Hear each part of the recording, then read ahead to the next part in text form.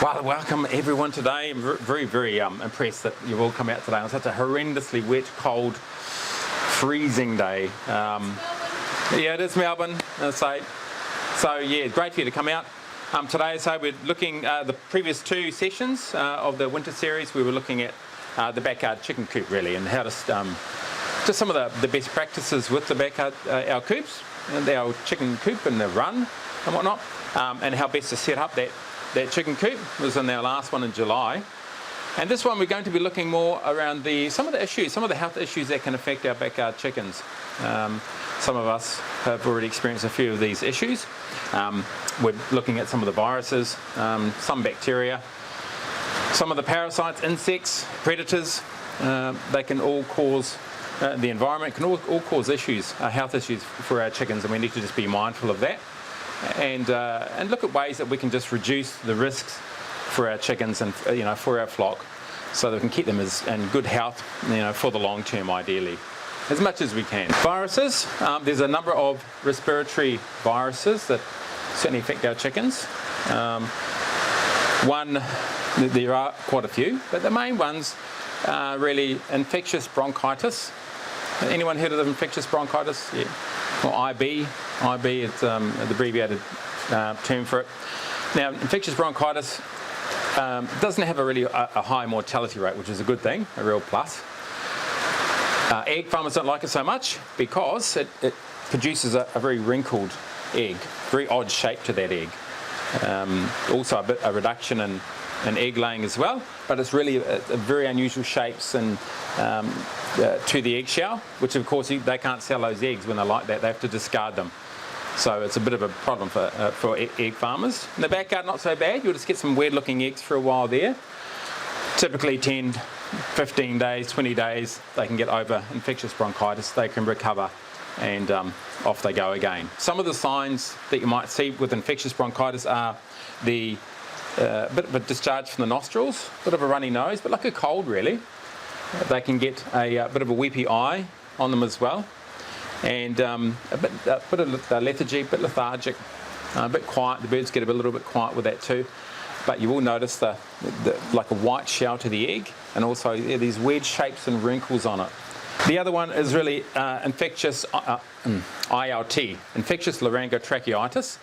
A bit of a long-winded mouthful that one is, but that's more of a concern for us. As I say, our birds are vaccinated for ILT, and ILT causes lesions in their throat.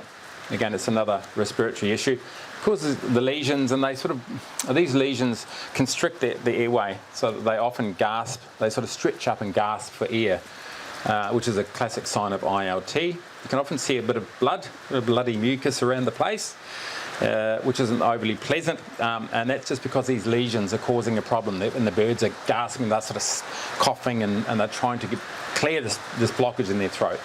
So it's a bit of a nasty one, and it's great to have your birds vaccinated for ILT. It's quite common. It's airborne. Can travel up to 3 kilometres on the air. So yeah, it's a bit of a nasty one, ILT. Look, most of your purebred hens won't tend to be vaccinated for ILT. In fact, a number of viruses they won't be vaccinated for. ILT would be a good one though, I'd say, because it has some pretty nasty effects for birds that do have it. So gasping for air, you can notice that quite a high mortality rate, up to 80% of birds, particularly young birds, can die from ILT. Otherwise, there's very similar signs to infectious bronchitis, as far as a bit of lethargy, and they go a bit quiet. Is it more prevalent at certain times of the year? Good question. Is it more prevalent at certain times of the year? And not really, no. No, doesn't seem to be. No. Well, if you've got, say, 3 birds, one gets it, the other 2 are dead certain. Yeah, very good too. Yeah, if one gets it, they all get it, basically. Exactly. If they have the home birds, where will they get it from? A passing vehicle. They can get it from someone who owns chickens who may have had ILT unknowingly on their flock, and they come along to visit on their clothing. It is transferred on clothing, feather dander, just the breath of infected birds, footwear, things like that. So really easily to transmit and to transfer ILT and IB from one property to another, certainly. And that's why sort of biosecurity is so important on farms, because it's what we can't see is often the cause of big problems. It is very high mortality in chickens, if they're unvaccinated, up to 80% for the young birds. Older birds seem to be able to cope with it a little bit better, but hens that are healthy and in a good, healthy environment, they tend to obviously do that much better. And nutrition is obviously a big part of that as well. The third one we'll look at is just Marek's disease. Marek, a man by, I think, Hungarian, I think he was, and he, back in 1903, I think he discovered this virus, which affects poultry worldwide. And there's a few different sort of strains of Marek's. The common one that we find affects the nervous system of birds. So you'll typically see paralysis of their legs, wings, neck sometimes.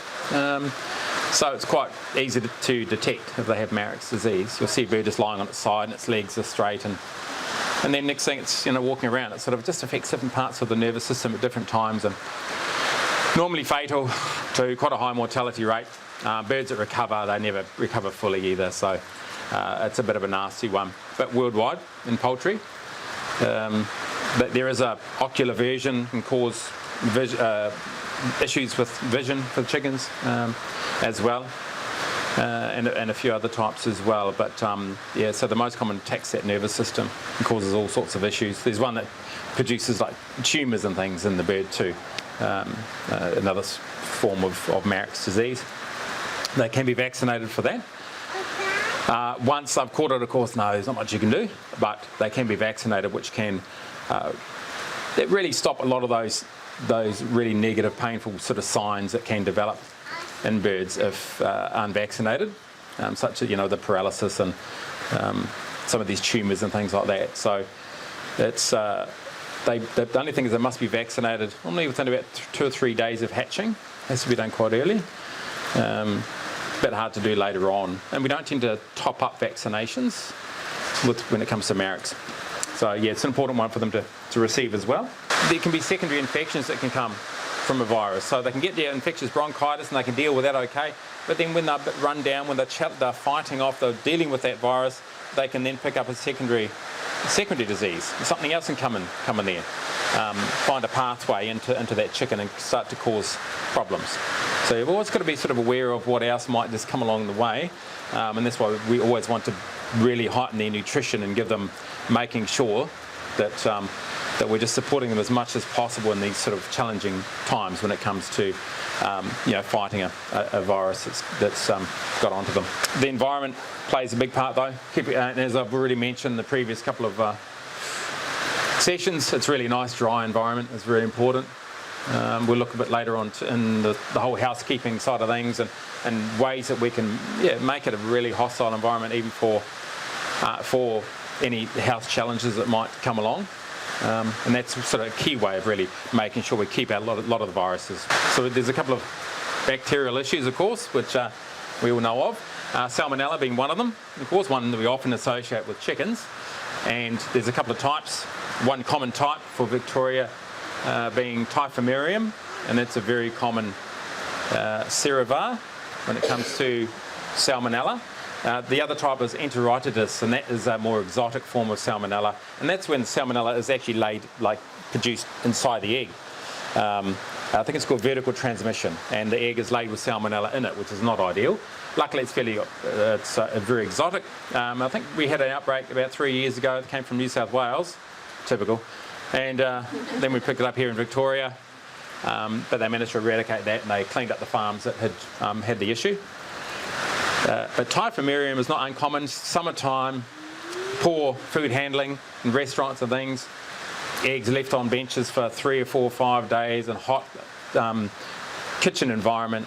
That's when raw egg products, tiramisu, at home, the protein drinks and things, raw eggs used, and they have to have salmonella. Okay, and you've got a problem.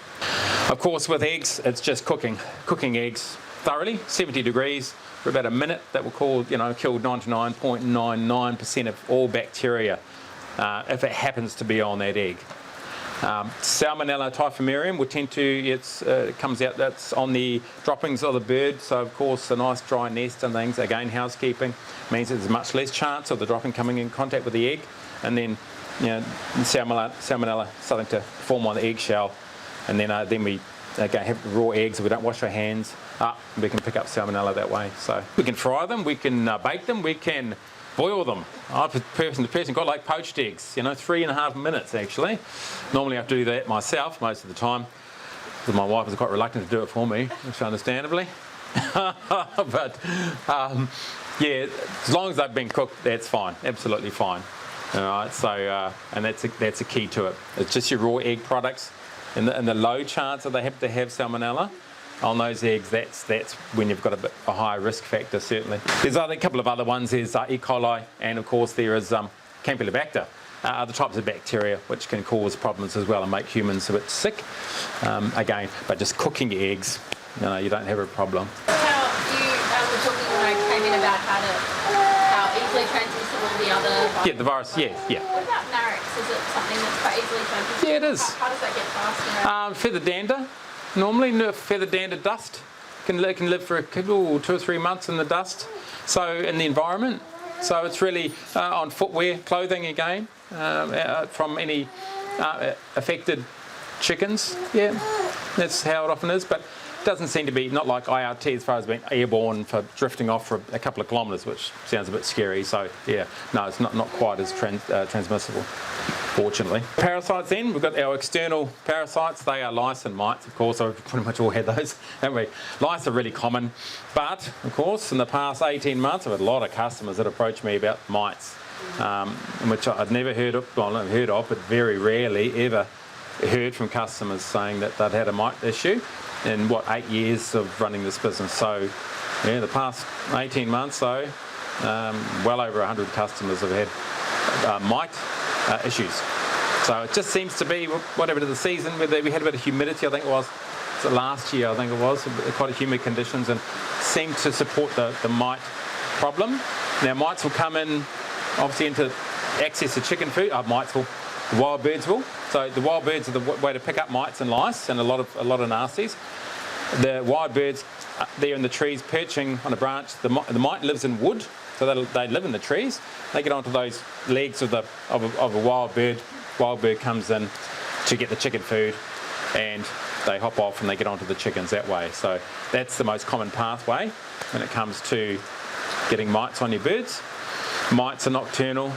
So they'll come out at night time just for an hour or two to feed off the bird, just to drink the blood, very much like mosquitoes, little mosquitoes, very tiny little specks, little red and black and brown little insects, and they'll drink from the bird until they get big and fat, and then they head off for a sleep. And they will secret themselves just in the nooks and crannies of the coop, and they would like to live in wood. So wooden coops are more susceptible to mite infestations, and you have to be a bit more careful with when it comes to your wooden coops. But you look in the nooks and crannies to find them. Lice are the lesser of the two evils, certainly. Lice are little 6-legged, straw-coloured creatures, and they just cause over-preening, a lot of aggravation and itchiness for the bird, for hens. So they're constantly preening and itching all the time, but they're not a big deal, the lice.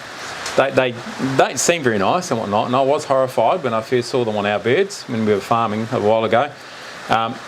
But no, not a big deal, because that's just, unless they do become a real infestation, and that's when we do want to get the numbers down, because the birds can burn a lot of energy, constantly itching and scratching, and it can again cause these secondary infections through all that itching activity. They can scratch your skin and open a pathway for bacteria to come and do some damage on the inside the hen too. It's always important to follow the life cycle when it comes to parasites, of course, because nothing much is ovicidal. Nothing will kill off those knit eggs that the parasite lays.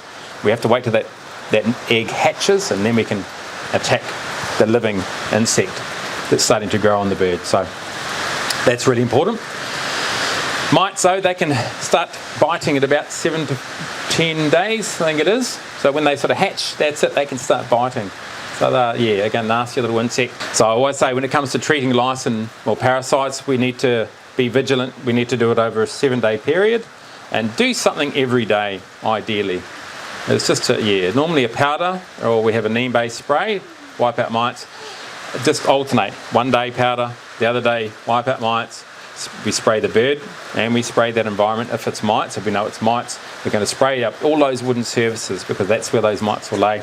We're going to keep our chickens in a separate area as well while we're treating the coop for the mites. Because of course they're not living on the chicken, they're living in that environment and probably in the coop or in a wood pile or a wooden structure close to our coop. So having the separation can be really useful when it comes to treating our chickens if they have mites. And do them separately. The thing to really reduce your likelihood is to either have a tightly meshed, large tightly meshed coop and run, so that the wild birds can't come anywhere near your chickens and into their environment. That's really the key. And if you do have your door open, you like to let your birds out there free ranging each day, which a lot of people do, is really having a tread-on feeder so that they won't attract the wild birds in. That's the key. So and that's the thing. So it's only the chickens that can gain access to the food. So that's the key, really. You often notice that your chickens don't want to go into the coop at night. That's the first sign that you might have mites. I think a lot of the girls all sitting out there at one end of the coop, or not going to the coop. They refuse. What's happening? Normally there's no problem at all. And it's because, of course, that when they go in, they get up there perching comfortably at night. Next thing, the mites come out to feed off them. So they think, I'm not going to go and perch in my coop, knowing that tonight, these other nights, I've got all these mites over me biting into me to drink my blood. So they say I'm staying outdoors. No, sorry. So that can be a bit of a sign at times that they might have mites. Then we've got our internal parasites. So that's the most common, I guess, really. Good old internal parasites. That's your roundworm, ascarids, ascaria. So they're very common 80% of the time. When you have parasitic roundworm inside, it's going to be the ascarids. So it's going to be your roundworm, which is very common. And what you'll see is your soft egg shells, runny bottoms on the chickens, and sometimes little white segments in their droppings, and sometimes sort of spaghetti-like structures in their droppings. I'm describing some very pleasant things at the moment, but these are all signs that they have roundworm, and luckily it's quite easily treated with a product like what we've got. I think it's Worms Away, feed-based dewormer, a lot of liquid-based dewormers, and the only problem, the one reason we developed this with our vet was really that chickens do not like the taste of medicated water, and they find, it's a bit bitter, I'm not drinking any more of that. And you have to mix up the medicated water, for a certain period of time. I think 7 to 10 hours, I think it is. It's got to be consumed in that time frame, and then you discard the water. But the chickens come along and had a little taste of it and said, I'm not drinking any more of that. And they just dehydrate themselves for the day, and wait until you replenish that water the next day. Now I'm happy to guzzle this down like there's no tomorrow. And also, of course, the worms have done damage in the gut of the bird. And with that damage, that needs to be repaired. They need to fix that damage to get the gut back to its a healthy state and an efficient state, and being able to convert the nutrients that are received in the gut into energy and good health. So there's typically a dewormer does not have any of that. It's just to kill off the problem, not to support the recovery from that issue. And with the feed-based dewormer, we've got a vitamin compound in there. Again, because the vet said ideally, you need something to help that bird back to full health. So we just include it in the dewormer. And then, of course, that gets mixed into the food that they already eat. So if it's thoroughly mixed through, and we keep them locked in, normally it's a great way, get the birds to eat all their dewormer. And then there's another follow-up dose for 10 to 14 days later. There are other worms, though, as well. There's a tapeworm, there's threadworm, and they are more dangerous worms, but far less common, which is a good thing, of course. So we, like Worms Away, just treats roundworm. Because 80% of the time it's going to be roundworm. So, and we have another product coming very soon, Worm All, and that basically does worm all. It's again another feed-based product, and that kills your threadworm, your tapeworm, your roundworm, the whole lot. And you can still eat your eggs. You don't have to discard eggs. So that's an important consideration.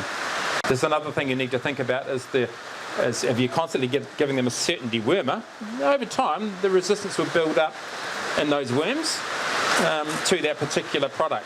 So it's really good to alternate with a different type of product. There's a couple at the moment that are used for deworming. There's levamisole, you may have heard of, and piperazine. Are the two common poultry dewormers.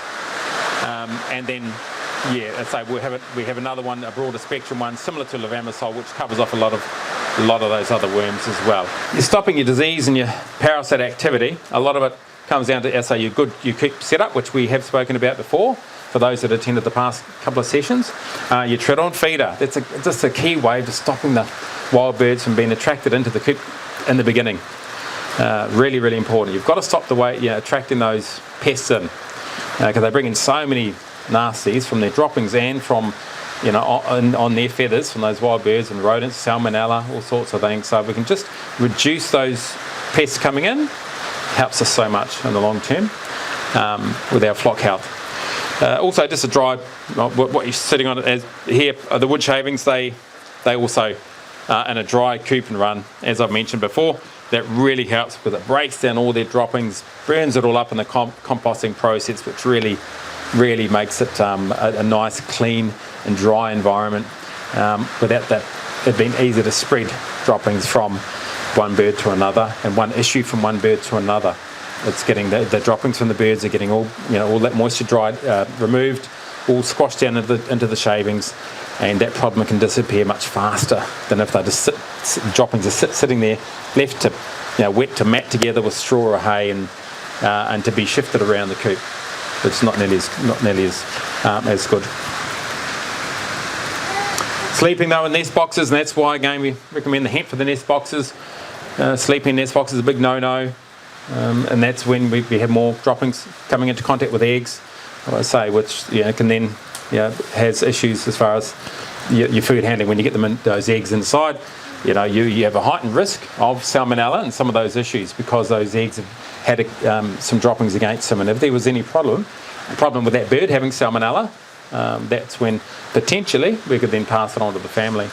So you need to be quite having a good layer of hemp, which is antibacterial. It works very well, antimicrobial and highly absorbent, means that any dropping that goes there, it's going to be the moisture sucked out of that dropping very quickly and really retard the growth of that bacteria, which is what we want in the nest box.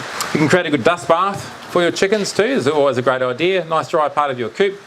Dust bath will really help, say, if they happen to get any parasites on them. A little old tyre or a plastic container with your wood shavings, dirt, wood ash, and a bit of bugs away or diatomaceous earth can really help with providing a nice dust bathing environment for your hens to remove insects and parasites that might have got through and got onto them as well. So that's a really healthy way and something the birds certainly love to do. And if you can create that little environment for them, you just want to really facilitate the bird and removing those insects in the right sort of location. So making a little dust bath for them can work very well. Coop cleaning, very important. So we want to clean. Each month we wanted to be scraping off with a scraper any droppings that get onto the wooden surfaces of the coop. We want that scraped off ideally. And just the general housekeeping in your coop on a fairly regular basis. Any wet, caked shavings or bedding material, we want to remove that ideally if it's going to take a little while to dry out, say in winter.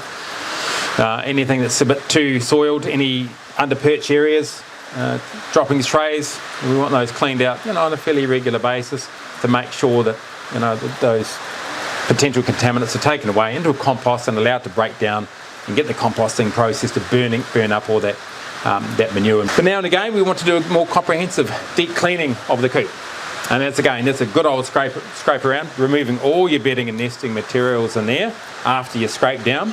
And then we want to probably get a detergent in there, a bit of a spray on detergent. Great idea to do this obviously in summer when you can get that coop to dry out a bit. Do it in the morning, spray your detergent, hose it down. Now make sure the chickens are out of there when you're doing this, of course. It's a good idea. Detergent, spray it down. And we want to spray it over with a sanitizer once it's dried out a bit. Spray it down with sanitizer. Replace nesting and bedding, nice fresh nesting and bedding, and then we want to put a bit of bugs away or a bit of diatomaceous earth into the bedding and nesting materials. So it's a nice, fresh, clean, and certainly an environment which is going to be hostile to any parasitic insects that might come into the coop again.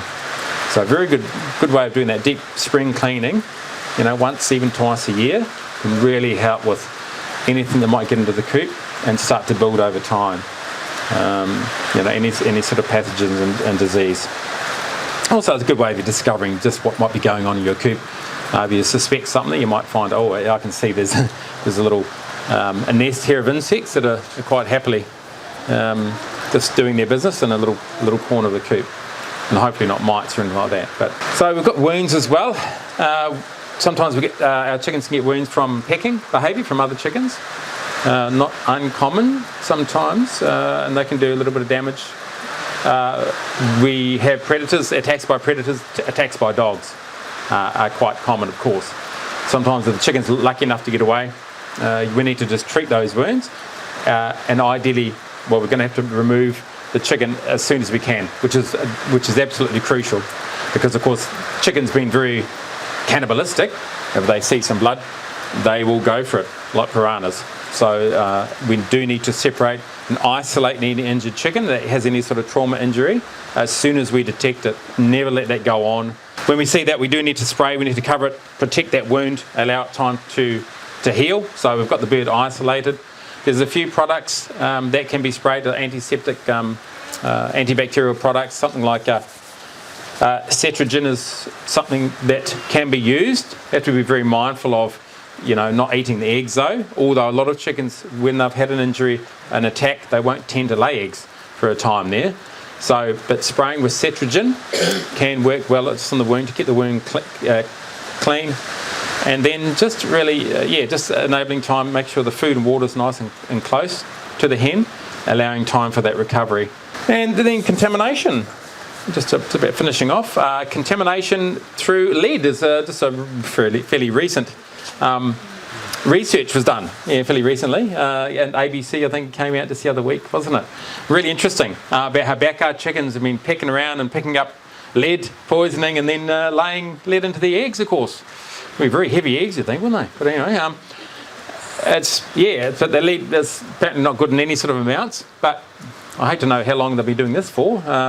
Backyard chickens eating lead, but of course it makes sense. And they said in the map that they had, I think, for different cities and whatnot, how they said high amount of poisoning in obviously inner city suburbs with older homes and things like that. When of course they discarded those old lead-based paints and lead-based petrol and things, and as my father would have done, and just you chuck it out in the backyard sort of thing. And obviously there's going to be higher concentrations of lead in those environments. So it's something to be mindful of, certainly, if you live in an older home, an older area of town, that what has happened on this property before I got here, or a few generations ago, and what's gone on there. So sometimes it can be worth testing. Or, of course, if you think, no, it's really dodgy, my ground, think about maybe how can I change my coop so that basically my chickens can stay indoors. Well, not indoors, but in the run area. They can be quite happy there. They don't have to be out there.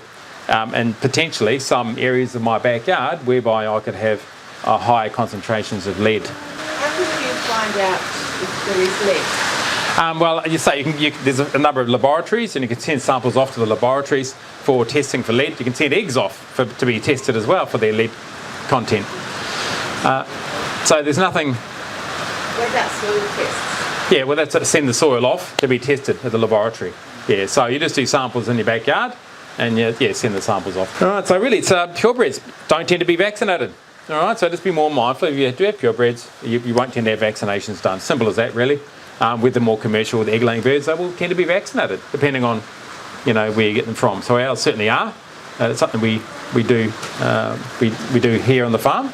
And thank you very much for coming along. I'm going to call it there. You've been very patient. And so I can't believe that you've all come out, been very brave and brave in these conditions, horrendous conditions, to finish off the series with. But really, very thankful to you all for coming out today. Thank you. Thank you. No, brilliant. Thank you.